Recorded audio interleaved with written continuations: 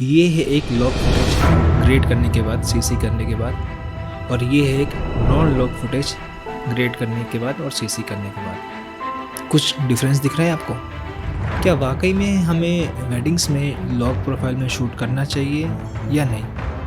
चलिए जानते हैं इसके बारे में।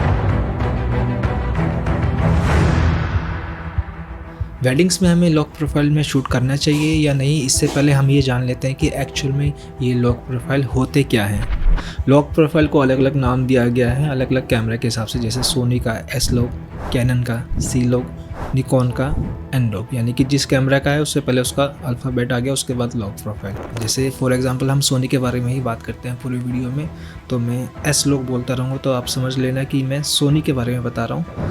अब बात करते हैं कि ये लॉक प्रोफाइल है क्या एक्चुअल में। देखिए, जब भी हम लॉक प्रोफाइल में शूट करते हैं तो हमें प्रॉपर वाइट और एक प्रॉपर ब्लैक देखने को मिलता है। यानी फॉर एग्जांपल के तौर पे जब भी हम लॉक प्रोफाइल पे शूट करते हैं तो फ्रेम में जितना भी एक लाइट वाला एरिया है और डार्क एरिया है वो प्रॉपर उतना ही कैप्चर होता है जितना उस कैमरे को एक्चुअल दिखता है। लेकिन जब हम नॉन लॉक प्रोफाइल यानी कि स्टैंडर्ड में, न्यूट्रल में या किसी और क्रिएटिव लुक में हम शूट करते हैं तो जितना वो वाइट होता है ना, कैमरा उसको रीड नहीं कर पाता, वो थोड़ा उसको ओवर एक्सपोज कर देता है, या जो डार्क वाला पार्ट होता है वो उसको थोड़ा और डार्क कर देता है, यानी उसको दिखता ही नहीं है। वो देखने के लिए कैमरा क्या करता है, उसको प्रॉपर एक डायनेमिक रेंज चाहिए होता है, इसीलिए हम उसको लॉक प्रोफाइल में शूट करते हैं एज अ वीडियो, अगर हमें वीडियो में ज़रूरत है। फ़ोटोज़ में भी ये लॉक प्रोफाइल काम आता है कि फ़ोटो भी हम लॉक प्रोफाइल में शूट कर सकते हैं, बाद में उसको हम जैसे मर्जी क्रिएट करें। तो सेम चीज़ ये वीडियो के साथ भी होती है, ताकि हमें एक प्रॉपर डायनेमिक रेंज मिले। डायनेमिक रेंज क्या होता है कि एक जितना प्रॉपर वाइट है फ्रेम में और जितना प्रॉपर एक ब्लैक है उसको कंप्लीट कैप्चर किया जा सके।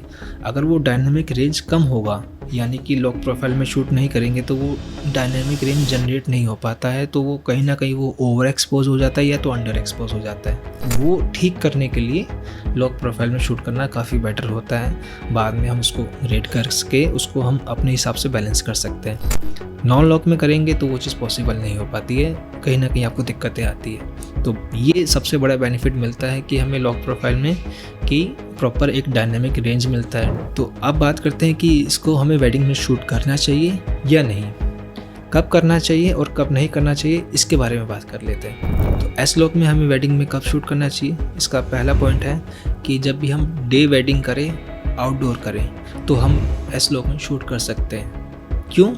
क्योंकि देखिए, जब भी आप आउटडोर में डे में शूट करोगे तो आपको प्रॉपर लाइट मिलेगी, आपको ओवर एक्सपोज करने की ज़रूरत नहीं पड़ती, वहाँ पे आपको अंडर एक्सपोज ही करना पड़ता है, यानी कि ISO आपको ज़्यादा ऊपर नहीं ले जाना पड़ता और शटर या अपर्चर के साथ भी इतना नहीं करना पड़ता। आप ND फिल्टर से भी काम चला लेते हैं या तो शटर बढ़ा लेते हैं, अपर्चर बढ़ा लेते हैं। क्यों? क्योंकि एक प्रॉपर लाइट आती है सब्जेक्ट पे, फोरग्राउंड पे, बैकग्राउंड पे, जिसकी वजह से आपको एस लॉक का एक बहुत अच्छा रिजल्ट मिलता है सीसी करने के बाद, ग्रेड करने के बाद।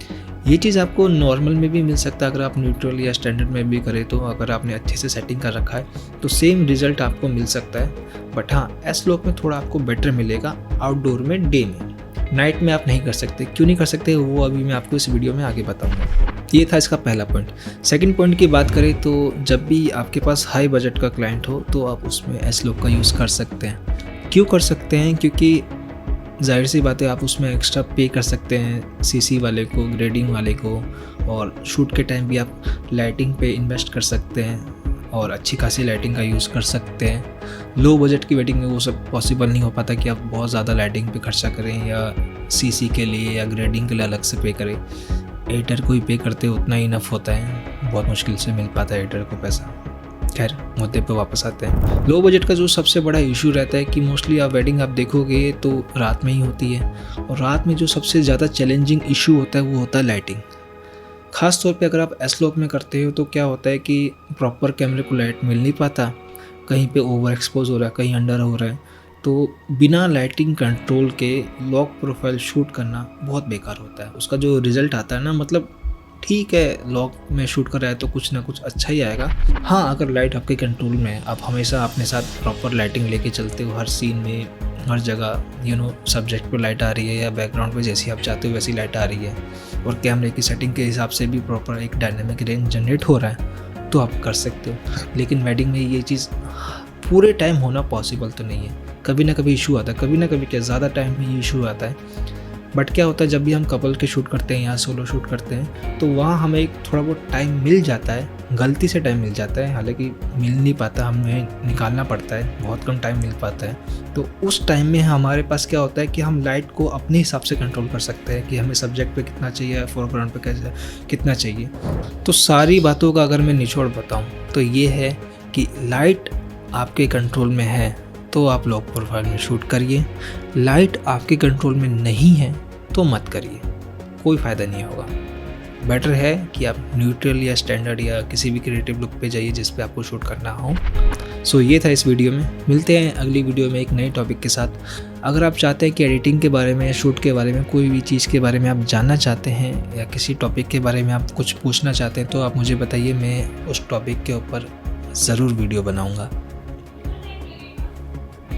Thank you. 5 मिनट रुको।